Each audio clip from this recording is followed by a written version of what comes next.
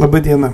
Šiandieną mes turime remonte mechaninę pavarų dėžę Renault Trafic 2018 metų. Šios pavarų dėžės defektas yra 5-6 pavaroje girdimas triukšmas. Išardžius pavarų dėžę yra rasta išakijęs guolis. Kitų guolių ritinėliai yra jau pamilinavę.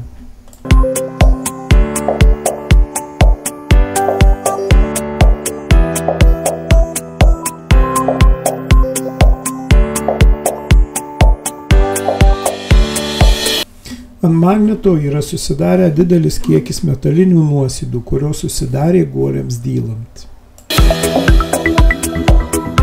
Šioje pavarų dėžėje keisime guolius, riebokšlius ir šakutę, kuri yra pažeista korozijos.